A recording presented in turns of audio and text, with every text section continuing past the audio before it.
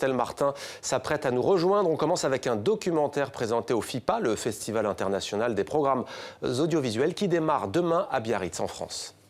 Je me représente même plus quelles étaient nos discussions au téléphone. C'est quand tu me faisais parler de ma famille, non? Ouais, quand tu me parlais de ta grand-mère, de ta famille, mais aussi de plein d'autres choses. Des évolutions du mariage, des couples homosexuels, de comment on fait les enfants, surtout quand on n'y arrive pas, de l'évolution des mœurs à travers l'histoire, des mères porteuses, tout ce que tu m'as raconté, quoi. Et voilà, on laisse finir. Bonsoir Estelle. Bonsoir, la sociologue et l'ourson, c'est une des quelques 140 œuvres qui est sélectionnée au FIPA. Oui, alors le FIPA, c'est le festival qui réunit le petit monde de l'audiovisuel à Biarritz en France. Vous l'avez dit, ça commence demain, c'est la 29e édition. 68 programmes sont en compétition, ils viennent de 30 pays. Alors il y a des fictions, des séries, des documentaires. Et j'ai donc choisi pour vous ce soir, pour 64 minutes, la sociologue et l'ourson d'Étienne Chailloux et Mathias Théry. C'est le fils d'Irène Théry que l'on vient de voir, qui est une sociologue française qui travaille beaucoup sur la famille et qui s'est beaucoup intéressée, vous savez, sur ce débat qui a divisé la France, le mariage pour tous.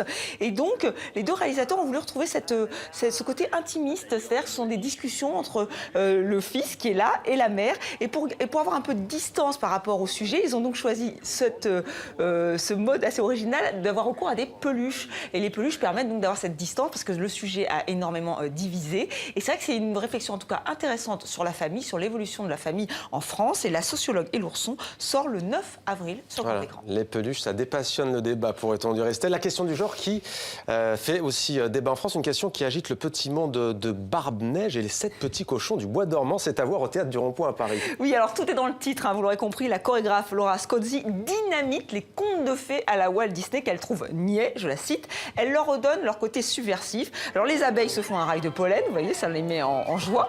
Les 3 petits cochons sont des petites cochonnes qui se pochetronnent. Le prince charmant, lui, ne vient pas embrasser la belle au bois dormant, mais il la détrousse. Quant à Blanche-Neige, elle danse le haka armé d'une hache, un spectacle de hip-hop qui lutte contre les préjugés. Regardez.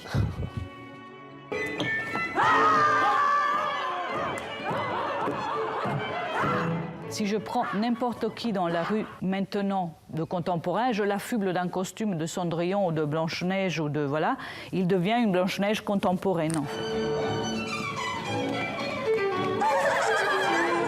Les idées préconçues, c'est quelque chose sur lequel vraiment je lutte. Ça, les codes, les rites, c'est quelque chose qui me...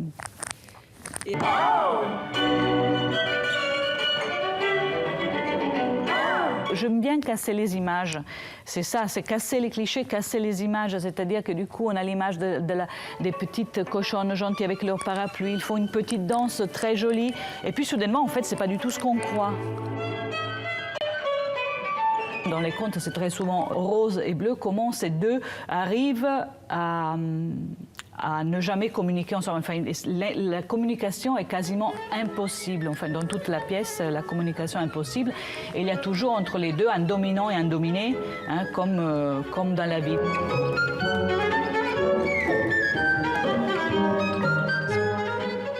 Voilà, il ne faut pas croire au prince charmant. Et une dernière nouvelle, Gottfried Unger est mort. Il avait 98 ans. C'était un grand artiste, un grand peintre, un grand sculpteur suisse. Il a beaucoup voyagé. Il aimait notamment beaucoup Paris. C'était l'un des représentants de l'art concret, un art très géométrique.